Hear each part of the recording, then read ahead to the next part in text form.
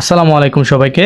নবম দশম শ্রেণীর জন্য জ্যামিতি অধ্যায়টি অত্যন্ত একটি গুরুত্বপূর্ণ অধ্যায় এবং যারা এসএসসি 2027 ব্যাচের আছো তাদের জন্য খুবই গুরুত্বপূর্ণ এই অধ্যায়টি।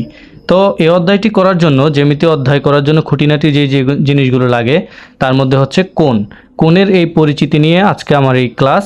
এখানে 8টি কোণ নিয়ে আজকে আলোচনা করব। প্রথমে আছে সমকোণ। সমকোণ হলো 90 ডিগ্রি কোণকেই সমকোণ বলে আমরা সবাই জানি, একে লম্ব বলা হয়।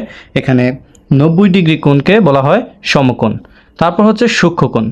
90 ডিগ্রি কোণকে বলা হয় সমকোণ। এ হচ্ছে 90 ডিগ্রি কোণ। তারপর হচ্ছে সূক্ষ্মকোণ। এই সূক্ষ্মকোণ হচ্ছে 90 ডিগ্রি থেকে ছোট যে কোনো কোণকে বলা হয় সূক্ষ্মকোণ। 90 ডিগ্রি থেকে ছোট হতে পারে সেটা 80 ডিগ্রি হোক, সেটা 85 ডিগ্রি, 70 ডিগ্রি, 60 ডিগ্রি, 45 ডিগ্রি, যতই হোক না কেন সেটা হচ্ছে সূক্ষ্মকোণ। তার মানে 90 ডিগ্রি থেকে 1 ডিগ্রিও যদি ছোট হয় তাহলেই কিন্তু সেটি সূক্ষ্মকোণ। ঠিক আছে, তাহলে এরপরে আছে স্থূলকোণ। স্থূলকোণ হচ্ছে 90 ডিগ্রির চেয়ে বড়। তো 90 ডিগ্রির চেয়ে বড় এবং 180 ডিগ্রি থেকে ছোট, এতটুকু কিন্তু আমাদেরকে জানতে হবে যে সীমাবদ্ধতা কি। স্থূলকোণের সীমাবদ্ধতা হচ্ছে 180 ডিগ্রি পর্যন্ত। আমরা কিন্তু বললেই হবে না যে 90 ডিগ্রির চেয়ে বড়। 90 ডিগ্রির চেয়ে বড় কিন্তু বলতে পারি আমরা জানি কোণ হচ্ছে 360 ডিগ্রি পর্যন্ত সর্বোচ্চ, অর্থাৎ ম্যাক্স যেটাকে বলা হয় এটা হচ্ছে 360 ডিগ্রি। তাহলে 360 ডিগ্রির আমরা যদি বলি যে 220 ডিগ্রি কোণ কি স্থূলকোণ? অবশ্যই না, কারণ স্থূলকোণের সংজ্ঞা হলো 90 ডিগ্রির চেয়ে বড় এবং 180 ডিগ্রির চেয়ে ছোট যে কোনো কোণকে স্থূলকোণ বলে। ঠিক একইভাবে সূক্ষ্মকোণের সংজ্ঞা হলো 90 ডিগ্রির চেয়ে ছোট এবং 0 ডিগ্রির চেয়ে বড় যে কোনো কোণকে সূক্ষ্মকোণ বলে। এর স্থূলকোণের সংজ্ঞা হলো 90 ডিগ্রির চেয়ে বড়, 180 ডিগ্রির চেয়ে ছোট কোণকে স্থূলকোণ বলে। তারপর 4 নাম্বার হচ্ছে প্রবৃদ্ধি কোণ। প্রবৃদ্ধি কোণের সংজ্ঞা যেটা আমরা যেভাবে প্রবৃদ্ধি কোণ চিনতে পারি সেটা হলো 180 ডিগ্রির চেয়ে বড়, 180 ডিগ্রির চেয়ে বড় কোণকে প্রবৃদ্ধি কোণ বলে। সেটা হোক 190 ডিগ্রি, হোক সেটা 195 ডিগ্রি, হোক সেটা 220 ডিগ্রি বা 300, 350, যেরকমই হোক না কেন এটা হতে হবে কি 360 ডিগ্রির চেয়ে ছোট এবং 360 ডিগ্রির চেয়ে ছোট এবং 180 ডিগ্রির চেয়ে বড় কোণকে বলা হয় প্রবৃদ্ধি কোণ। 5 নাম্বার হচ্ছে পূরক কোণ। এই পূরক কোণটি হলো যদি দুইটি কোণ, অর্থাৎ যদি দুইটি কোণের সমষ্টি 90 ডিগ্রি হয় তবে একটি কোণ অপর কোণের পূরক কোণ। কথাটি আবার মন দিয়ে শোনো, যদি দুটি কোণের সমষ্টি 90 ডিগ্রি হয় তাহলে একটি কোণ অপর কোণের পূরক কোণ। যেমন আমি যদি বলি যে 30 ডিগ্রি কোণের পূরক কোণ কত, 30 ডিগ্রি কোণের পূরক কোণ কত, তাহলে আমরা সংজ্ঞা অনুযায়ী কি পড়েছি যে দুটি কোণের সমষ্টি 90 ডিগ্রি হতে হবে। তাহলে 30 ডিগ্রি হতে হলে 30 ডিগ্রি যদি কোণ হয় 30 ডিগ্রির পূরক কোণ কত হবে? অবশ্যই 60 ডিগ্রি, কারণ 30 এবং 60 দুইটা প্লাস করলেই কত ডিগ্রি হয়? 90 ডিগ্রি হয়। তার মানে যদি দুইটি কোণ পরস্পর একত্রিত হয়ে 90 ডিগ্রি কোণ উৎপন্ন করে বা 90 ডিগ্রির মানের সমান হয় তবে একটি কোণ অপর কোণের পূরক কোণ। যেমন 30 ডিগ্রি কোণের পূরক কোণ হচ্ছে 60 ডিগ্রি।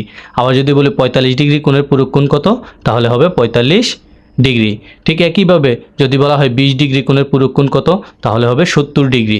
অর্থাৎ দুইটি কোণ মিলিয়ে যদি 90 ডিগ্রি হয় তাহলে একটি কোণ অপর কোণের পূরক কোণ। তারপর 6 নাম্বার হচ্ছে সম্পূরক কোণ।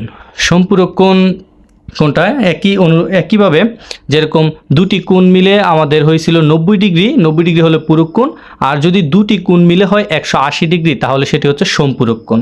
যেমন একটি কোণ ধরলাম এখানে 60 ডিগ্রি এবং এই কোণটা ধরে নিলাম 120 ডিগ্রি, তাহলে এই দুইটাও যোগ করলে হয় 180 ডিগ্রি এবং 180 ডিগ্রি হলেই কি সেটি সম্পূরক কোণ, অর্থাৎ একটি কোণ অপর কোণের সম্পূরক কোণ। এখানে 60 ডিগ্রি কোণের সম্পূরক কোণ হচ্ছে 120 ডিগ্রি, আবার 120 ডিগ্রি কোণের সম্পূরক কোণ হচ্ছে 60 ডিগ্রি। অর্থাৎ যদি দুইটি কোণ পরস্পর একত্রিত হয়ে 180 ডিগ্রি কোণ উৎপন্ন করে তাহলে একটি কোণ অপর কোণের সম্পূরক কোণ। সম্পূরক কোণ হতে হলে কি হতে হবে? 180 ডিগ্রি।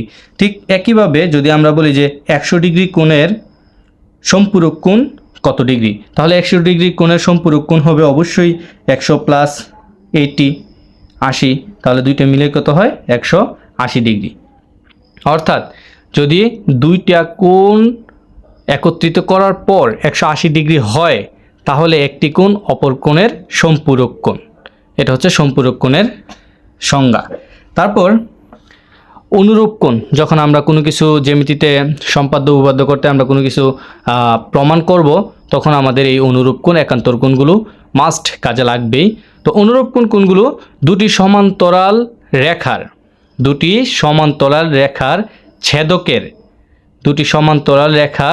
ছেদকের একই পাশে যে কোণগুলো উৎপন্ন হয় সেগুলো হচ্ছে অনুরূপ কোণ। হ্যাঁ, এটা হচ্ছে অনুরূপ কোণ।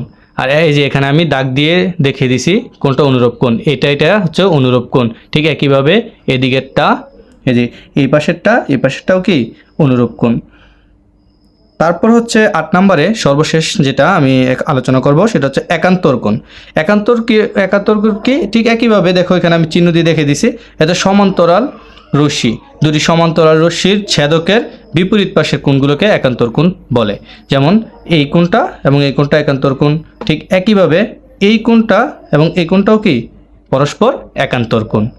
এই ছিল আজকের আলোচনা, আশা করি বুঝতে পেরেছো। আর পরবর্তী ক্লাসে কোন অধ্যায় থেকে কোন অনুশীলনীর বা কোন অঙ্কটা করালে তোমাদের জন্য ভালো হবে সেটা কমেন্ট বক্সে জানিয়ে দিও। আমি সেই অনুশীলনীর ক্লাস নিয়ে আবারও ফিরে আসবো তোমাদের মাঝে। সবাই ভালো থেকো। আসসালামু আলাইকুম।